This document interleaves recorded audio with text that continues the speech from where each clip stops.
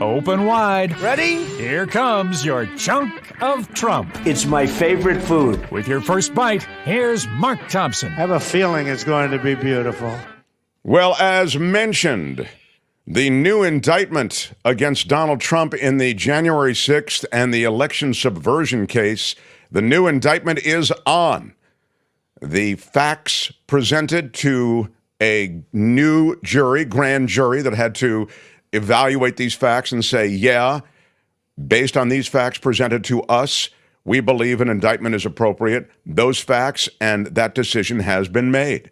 This is a slimmed down indictment, 36 pages instead of the original 45 pages, but more important than the page count is the fact that all 4 counts against Trump related to, as I say, the January 6th and the election subversion case, all 4 counts still stand.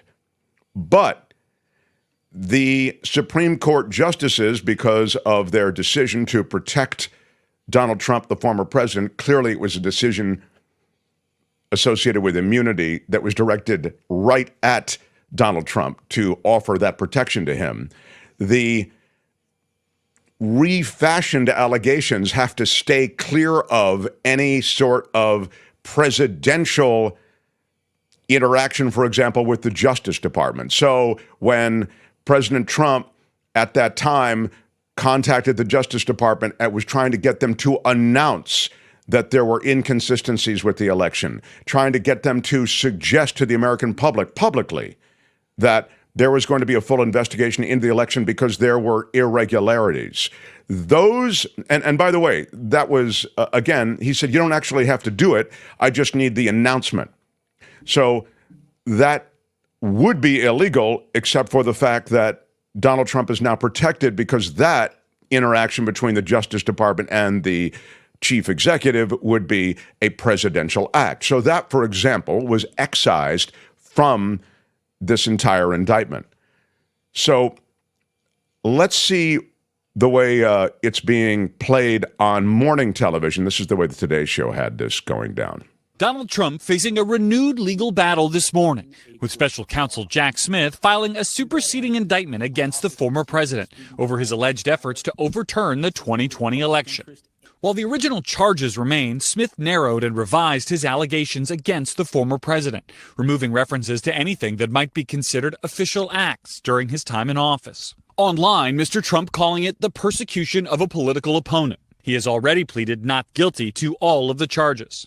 The new indictment comes on the heels of last month's bombshell ruling by the Supreme Court that found presidents enjoy broad immunity for official acts. I'm immune from all of this stuff that they charged me with. Justice Ketanji Brown Jackson among those who dissented, discussing the ruling in a new interview with CBS News. I was concerned about a system that appeared to provide immunity for one individual under one set of circumstances. The new indictment accuses Mr. Trump of using his campaign to spread lies that he knew were false, to create an intense national atmosphere of mistrust and anger. That includes a now infamous call Mr. Trump made to Georgia's Secretary of State after losing the state to Joe Biden. I just want to find 11,780 votes. On certifying the election results, the special counsel refers to former Vice President Pence as acting in his role as president of the Senate, writing Mr. Trump had, quote, no official responsibilities, but did have a personal interest, and alleging he attempted to use a crowd of supporters on January 6th to pressure the vice president to fraudulently alter the election results. We fight like hell, and if you don't fight like hell, you're not going to have a country anymore. Also this morning, NBC News has reviewed newly released video shot by Nancy Pelosi's daughter in the hours after the January 6th attack that HBO recently turned over to Congress. The House Speaker blasting Mr. Trump. We take an oath to protect our country from all enemies, foreign and domestic. There is a domestic enemy in the White House. That newly released Pelosi video also contains footage of the speaker wondering loud why the National Guard wasn't at the Capitol before the attack. Which yeah, that's pretty powerful. Thank you for that, Tony. I wanted you to hear essentially some of what I just reviewed, but also with a couple of add-ons. And you can see that as far as Jack Smith, who's the special counsel on this, is concerned, this case is still very much alive, and he's reanimated it in this way. Again, a slimmed down indictment. What was the second thing I had for you, Tony? Was it legal analysis? Yeah. Play a little bit of this. If there's the legal analysis I want. I send poor Tony and Albert, I send them all this stuff, and sometimes there's just such a blizzard of it that it's tough to keep track of. If this doesn't have the legal analysis I want, we'll bail on it. But go ahead, share a little bit of this if you would. Charges against him. Overnight, he called it election interference. He called it a direct attack on democracy. But I think more importantly for our conversation, Katie, just in the last 2 hours, he has posted a flurry of vengeful. Oh, this is what I wanted you to see. This is an extraordinary thing that he's made these posts. Look at these posts. And those who are listening, if I need to, I'll kind of fill you in on what you're seeing on screen. But this is an extraordinary thing that a former president of the United States, and I understand that the public discourse, the way we talk, has completely been corrupted and sullied, I'd suggest, by the modern age, and Trump has turned mudslinging sort of into the coin of the realm. That said, this is amazing to me that a former president could post this kind of stuff on his social media. Go ahead, Tony. Means that I think we have a couple of them that we can pull up here, I think that are very quite explicit. You have one, AI images of his perceived enemies. You see Joe Biden, Hunter Biden, Kamala Harris, Nancy Pelosi, Hillary Clinton, Fauci, Bill Gates in orange jumpsuits with the text, how to actually fix the system. You have another one where you see Jack Smith. You see, I think actually, I'm going to call up the one that we are looking at right now. You see the words indict, sedition, and lock them up from the January 6th Select Committee. And then you've got another one. You see there Jack Smith with the text, quote, he should be prosecuted for election interference and prosecutorial misconduct. A fourth one that I want people to see.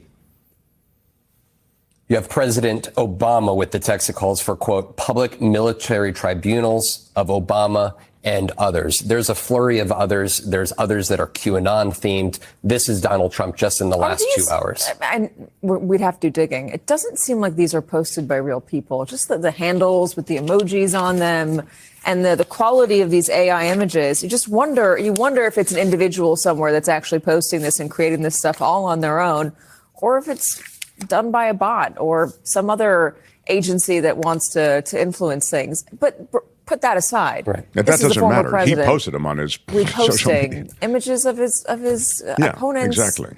Political opponents in prison, and not just political opponents, big business leaders like Bill Gates. And Donald Trump says a lot. He posts a lot on this Truth Social account. Last month, he called for public military tribunals of Liz Cheney here. So on one hand, this isn't new, but we're 2 months out from an election. And this, for anybody to suggest that retribution is not on Donald Trump's mind, go to his social media account, because this is where he has direct control over what he can post and repost. And when I talk about 2 months out, Donald Trump is laying the groundwork, Katie, claiming election interference, saying that Google is already having election interference. The superseding indictment yesterday from Jack Smith is election interference. The gag order and the upcoming sentencing in Lower Manhattan here from Judge Merchan is election interference. He's calling the fake AI images that he claimed Kamala Harris posted of her crowds, which of course were not fake. He said that those were election interference and that she should be disqualified. Donald Trump is laying the foundation for claiming that the 2024 election was stolen. And while the focus could very well be on the indictment that Jack Smith has brought before him for election interference of the last case, Donald Trump clearly is looking towards It's not just those around him that are saying that his opponent should be prosecuted. It's not just Steve Bannon coming out and ranting about it on a podcast. This is Donald Trump reposting things. It's him saying it with his own words, flirting with the possibility. I keep thinking back to something that David Frum wrote months ago before there was any debate scheduled between anybody, before the Biden and Trump debate, the idea that there would be two candidates on stage and they would be treated as both legitimate and both equal. They'd be talking about economics and food prices. Well, one of those candidates tried to overturn an election, denied that there was a free and fair election, and still continues to do so. The root level discomfort with equating that or making it on the same level as talking about I get it. More to the point, I mean, although to the same point, it is, how can these candidates be talked about in the same way? How can political life be so corrupted by this poisonous sort of vengeful posting of things that do whip up stochastic terrorism, one-off stuff, or I'm talking about domestic terrorism when I say that, or just as I say, corrupt the public discourse to the point that this ugliness starts to be the way that we conduct politics in America. This is way off any kind of discussion of the merits of the case or the merits of any sort of political philosophy. This goes into pure vengeance. And I just can't believe that we have, I hate to be this guy, and I don't mean to be where I'm finger wagging. I can't believe society has degenerated to the point, but it is amazing. So, but this is, as I say, this indictment is the January 6th indictment, the latest, the re-indictment, if you want to think of it that way, the slimmed down indictment, is perhaps the most relevant to America as an idea, elections as something that have some sanctity, because January 6th, associated activities, connections with those who are working to undermine the election, those indictment-related facts, I think, do cut through in ways that some of these other cases do not. Talk more about that a bit with Alex Michelson when he joins in just a few minutes. The other thing going on in Trump land is apparently an altercation that went on during what was clearly a naked photo op. When I say naked photo op, you know what I mean. No one was naked at the Arlington National Cemetery. What? That would have been an even bigger incident, frankly. That's the one way they could have made this incident even more controversial than it is. But, the idea is that you can go to the Arlington National Cemetery. I grew up in Washington, and we used to go all the time, frequently, probably more frequently than many other Americans. And there's certain rules and there's certain reverence that you have to have around Arlington National Cemetery, where so many of those who've died and who have some kind of connection to the military are buried. And the reality is you're allowed to take pictures, but you have to take pictures in certain areas only, and you're not allowed to take pictures in this particular area. Trump was in an area where there were recent, I believe, let me get this straight, the incident took place during Donald Trump's visit to Arlington National Cemetery. It was in a place called Section 60, which is the final resting place. This is what I want to get straight, for many U.S. service members who were killed in recent conflicts.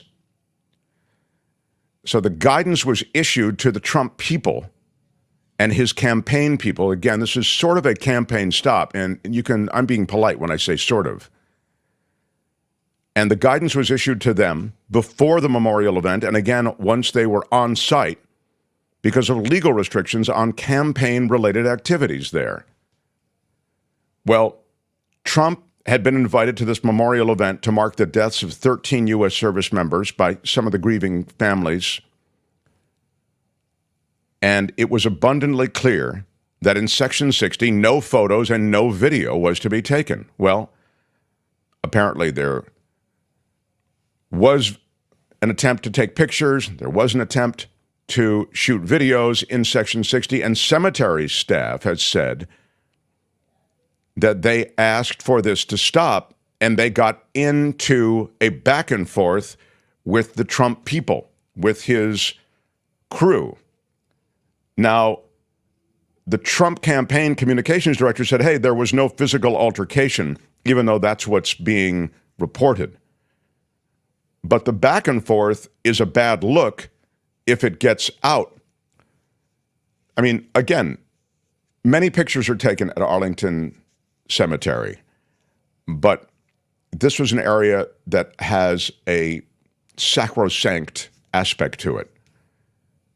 And apparently, the Trump people were insistent that photos be taken, and there was quite the back and forth. The statement came. We have Alex. Yes, he's standing by. Okay, I'll get to him in a second.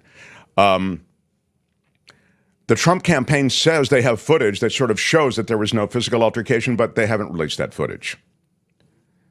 They also shared a statement from 5 relatives of slain U.S. service members. These are the Trump people sharing this, saying that they got permission for Trump's official photographer and videographer to join the cemetery and to capture the moments there graveside. So, Sandy says Trump is incapable of showing respect or bearing even the slightest resemblance of a decent human being. Well, there is that. For now, that's your chunk of Trump. That's it for this edition. Well, I really enjoyed it. But make sure to join us again next time I think you might want to listen. There's nothing wrong with listening. for another chunk of Trump. Hi, it's Mark, and I thought that was great. Hit the notification bell. You'll know whenever there's a new video being dropped, and please subscribe to our channel to help us save the universe.